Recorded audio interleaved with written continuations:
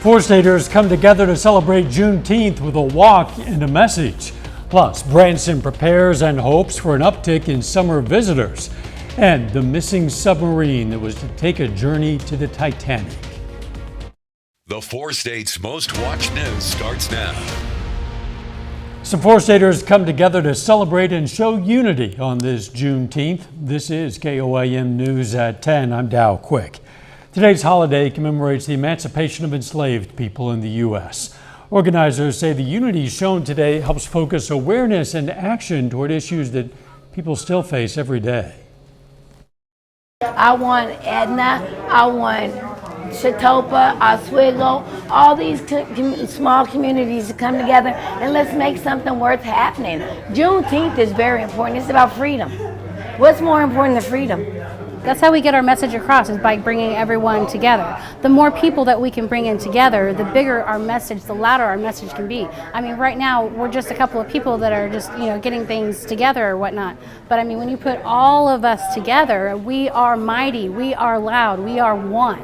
It means a lot because in the past, when I was a young man, we did hardly nothing together. As a community in this way, I mean, we had gatherings and stuff, but to speak out against gun violence, discrimination, and things of that nature, we never did that. That celebration was in Parsons. The Juneteenth organization there invites everyone to be part of next year's celebration. A Juneteenth celebration also took place in Joplin's Ewart Park. The Easttown Roots picnic included food, music, and a whole lot of other fun events. A barbecue truck was also there. But there was more to eat than barbecue. There was also plenty of soul food. So soul food is, I guess, something that's been going on for generations. So that's one of the ways that we come together and show love for each other and love for our family, just really cooking and then celebrating with the meal. And I think that can be cross cultures, right? Because I think everyone has a little bit of soul food, and maybe it's a little bit of different, but everyone has soul. Set Ranch organized that event. One of the four states' most prominent figures, George Washington Carver, is also one of Juneteenth's most inspirational. Born into slavery in 1864, George Washington Carver went on to become one of the most celebrated American scientists. Very beginnings, when he left here, I'm sure it was a lot of struggles for him, but he never gave up. And so it's a really, really inspirational story for anyone to see that this kid that was born here, and he never gave up. The George Washington Carver National Monument is in Diamond, Missouri. We're dealing with some hot temps. That's going to continue. Meteorologist Sam Lane. That's right. That's basically the forecast right there by Dow Quick. We're going to be looking at mostly fair skies again tomorrow with warm temperatures. Right now, it's all clear on radar. And as we go over the last 36 hours, it was in the 80s yesterday. And then today we jumped up into the 90s. And then as we go through the overnight hours, we're going to see temperatures dropping down through the 70s to about 65 degrees under mostly fair skies. And then as we look down the lane, we're going to see sunny and hot weather continuing. And that means a continuation of the drought, as well as looking at storm chances for next weekend. And then I'll also take a peek at the summer and see what we have in store as far as temperatures and precipitation for the next few months. And we'll have all that coming up in just a bit. Catch you in a few. With summer officially now just 2 days away, Branson hotels and vacation rentals are already seeing an uptick in visitors and vacationers. They say while staffing has improved, especially post-pandemic, it's something they hope will continue, so more people return season after season to that tourist mecca. Reporter Elizabeth Van Mitri has more. Hi, how are you? Good. It's been a busy weekend. You guys doing good today? Yeah? Good. Savannah Snyder is executive housekeeper here at Thousand Hills Resort Hotel. This past weekend, the hotel was booked. The empty shelves showed just how much they need to do to turn over 400 rooms as the next bunch checks in. Staff to us is our most important, and we would be devastated if we lost them. Thousand Hills Resort says it's really focused on staff, not only to get them in, but to keep them. There are about 400 positions filled all over Danner Enterprises, which runs this hotel and others. 30 positions are open in total. It's a number the company is really proud of. Hiring has been a challenge. A couple of years ago, it was more of a challenge than it is recently. We've gotten a lot smarter with how we are recruiting people. The company has a job center, quick responses, a focus on culture to keep people coming back, and a new program a little more than a year old that helps find a fit for you in the company, even if it's not something you applied for. You might apply for one position, but during the interview we might say, hey, we have this other position that might fit you a little better. Rosebud Hotel owner Mike Patel says he's about 7 staff members short of being fully staffed, better than last season when the hotel was 12 short. Housekeeping is the mainly, even the front, we have a couple of employees that's doing the doubles and stuff like that. It is still difficult. He says since it is family owned, it has to lean on family to do some of the jobs at the hotel. His high school sons have a summer job. They always help us. They're probably doing their work of 3 or 4 employees by themselves. Being staffed will change the experience for guests. When you have the proper amount of staffing, and not just proper, but your employees are happy where they're at, then you see that in guest review. The guest review are up, your scores are up. Housekeeping and laundry are still the most difficult to staff, but companies are using different techniques, like a third-party vendor to fill in some of those vacancies. Hotels are also doing later check-in times, like 4 or 5 o'clock, also allowing guests to check out later. Still ahead, the latest on the search for a missing submarine that was on a mission to view the Titanic. Plus, the president hits the road with a message about a commitment to the environment. The Kansas Bureau of Investigation today provided an update on that white powder found in letters sent to Kansas legislators and public officials. They say as of yesterday, around 100 letters containing suspicious white powder have been received all across the state. Now, Friday, you might recall, the known number was just over 30. A small sample of letters with powder was sent to a specialized laboratory for testing biological samples. Preliminary test results suggest the substance is not likely to be common biological agents of concern. A desperate search is underway for a submarine that disappeared while taking 5 people to the bottom of the Atlantic Ocean to view the Titanic shipwreck. Coast Guard officials say the submarine, about the size of a minivan, carries enough oxygen for about 4 days. The last communication from that vessel was yesterday morning. Reporter Naomi Ruckham has the latest on the search. A rescue mission is underway in the Atlantic Ocean for a small submarine carrying 5 people after it went missing during an expedition to explore the wreckage of the Titanic. The U.S. Coast Guard is conducting searches by sea and air and teaming up with Canadian authorities after the vessel was reported overdue on Sunday night. The location of the search is approximately 900 miles east of Cape Cod. It is a challenge to conduct a search in that remote area. In a statement, the tour operator, OceanGate Expeditions, said it is working with several government agencies and deep-sea companies to reestablish contact with the submersible and working toward the safe return of the crew members. On that sub at this moment are the pilot, a scientist, and 3 paying passengers. What concerns me is this thing has 7 different ways of returning to the surface. It has different kinds of ballast it can let go. It has an inflatable air bladder. It has propellers. So why isn't it at the surface? CBS Sunday Morning's David Pogue spoke with OceanGate CEO last year about the design of the submersible called Titan. Everything else can fail.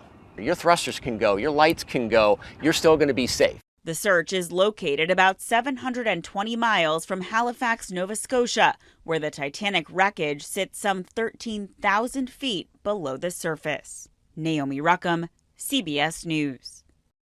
Among the 5 people on board, according to family members, is explorer and British billionaire Hamish Harding. The expedition was OceanGate's 3rd annual voyage to the Titanic, which hit an iceberg and sank in 1912. That sinking killed 1,500 passengers and crew. Approximately 700 people survived that crash. President Biden today is in Palo Alto, California to tour coastal wetlands and tout his administration's investments in climate commitments. This week, the Biden administration is launching a $575 million climate resistance regional challenge. It's aimed at helping communities become better able to withstand extreme weather and other impacts of climate change. A little later, the city of Grove cleans up after storms batter it over the weekend.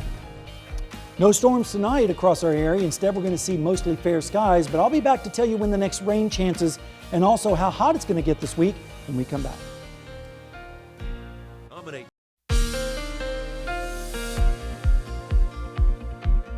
Well, it certainly felt like summer out there today. Even though summer starts officially on Wednesday, we're already getting a jump start with temperatures in the upper 80s and 90 degrees this afternoon. Let's take a look at Seneca, Missouri this morning. As we start the time lapse there, you can see at Indigo Sky Casino and Resort down in Seneca. Beautiful blue skies, lots of indigo sky out there today. Hardly a cloud to be found. There were just a few mid-afternoon, but as the sun went down, all we see is clear skies and fair conditions. We did make it up to 90 here in Joplin, which was a little bit above the normals of 87. Of course, we weren't near that record of 101 or the 49 back in 1976. That would have felt nice.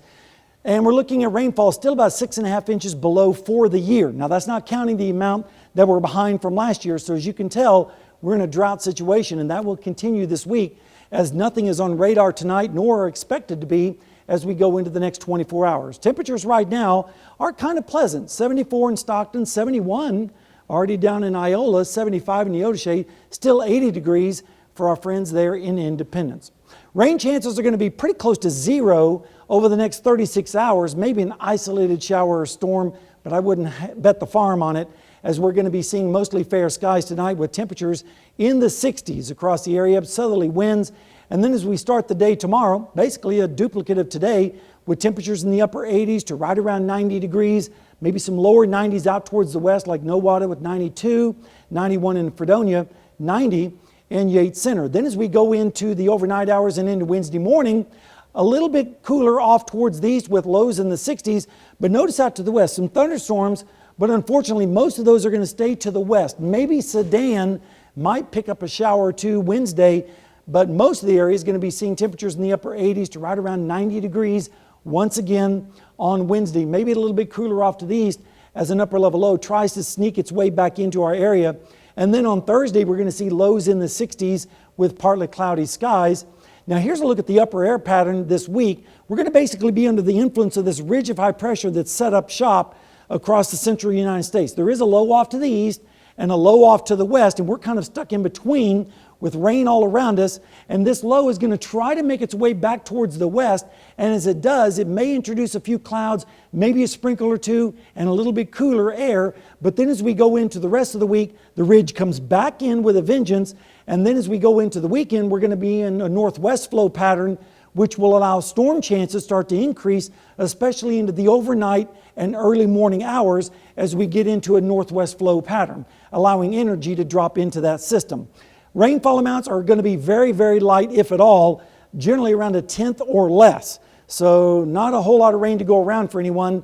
But the good news is for the summer, we could see above normal rainfall across the central United States. And I hope this verifies, as we're expecting a ridge to set up off the west coast, and that may allow us to get a little bit wetter conditions across the 4 states. And then as we go into the temperatures, slightly above normal is what we're thinking for the summertime, and that will certainly be welcome as well. Let's take a look at the next 7 days. As it's going to be hot now with temperatures in the 90s, no rain chances, and then as we head towards the weekend, wouldn't you know it, here comes the storm chances again, especially in the overnight and early morning hours.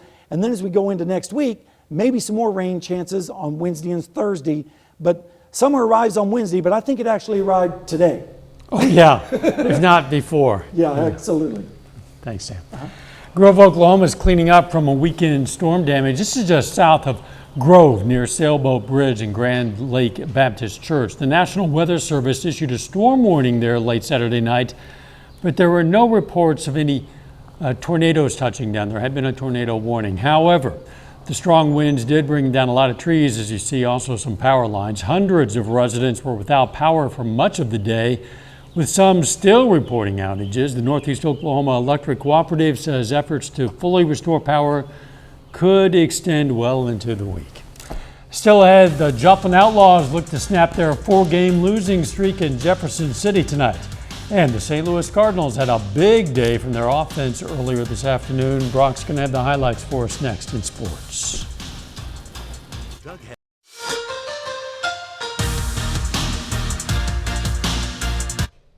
The Joplin Outlaws are in action on the road tonight after the team got off to a 5-0 start to the season. The Outlaws have lost 8 of their last 9 games.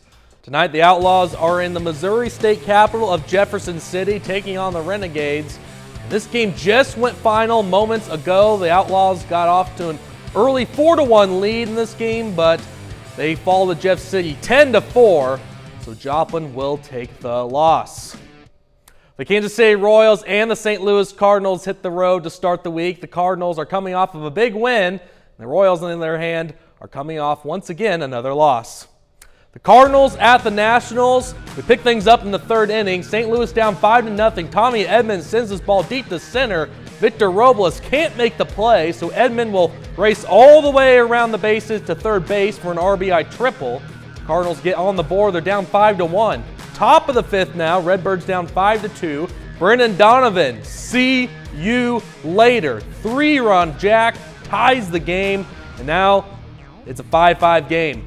Next batter, Paul Goldschmidt with a swing in the drive, and take a good look. You won't see it for long. Solo home run, back-to-back jacks for St. Louis. The Cardinals take the lead. Now they're up 6-5. So we go to the bottom of the 9th now. Jordan Hicks on the mound. How about a 104-mile-per-hour fastball? That's your ball game. Cardinals win it 8-6 over the Nationals. Royals at Tigers in the Motor City in Detroit. Pick things up in the 4th inning. Scoreless here, but Bobby Witt Jr. puts a tattoo on this baseball. 442 feet. My goodness. Royals take a 1-0 lead. Later in the inning, Michael Garcia kissed this ball goodbye. It's way out of here. 2-run home run for the Royals. They go up 3-0, but then here come the Detroit Tigers. Bottom of the 7th, Jake Rogers off the end of the bat. That ball stays fair. Detroit picks up 2 runs off of the single. The Royals are still up by 1. Later in the inning now, Kerry Carpenter at the plate for Detroit, and he puts a good swing on it. If it's fair, it's gone. Unfortunately, the Royals' bad luck is still with them, so the ball will stay fair. It's a 3-run home run for Detroit. The Tigers complete the comeback, and they defeat Kansas City 6-4. It's day 4 of the College World Series, and things are starting to heat up as we get closer to crowning a champion in Omaha. First game of the day, the Tennessee Volunteers versus the Stanford Cardinal. Stanford was up 4-0 in this one at one point, but Tennessee, I should say, storms all the way back to defeat Stanford 6-4. Stanford has now been eliminated in the College World Series for their 3rd straight season. In the nightcap, it's the #1 overall seed Wake Forest Demon Deacons taking on the LSU Tigers. Wake Forest comes out victorious in this one, beating LSU 3-2. So now LSU will play Tennessee in an elimination game. Wake Forest is 1 win away from moving on to the College World Series. Last but not least, some of you might remember former Kansas Jayhawks basketball head coach Larry Brown. Coach Brown agreed to join the staff of the University of Washington in Seattle. Brown won an NCAA title in Kansas in 1988. The Hall of Fame head coach was recently an assistant coach at the University of Memphis for a couple of seasons. Brown, who is 82 years old, will be entering his 59th year of coaching in the collegiate or pro level. Can you imagine to be coaching that long in college basketball? It's Man. like the Energizer Bunny. He just Absolutely. keeps coaching and coaching and coaching. We'll be right back. The FBI in St. Louis got a new special agent. It's significant because he's a 10-year-old boy with a rare form of brain cancer. Steve Harris has the heartwarming story. At FBI headquarters this afternoon, this is the FBI. Things were tense. We need you to come out now. A rare item was stolen. The thief holed up inside this building.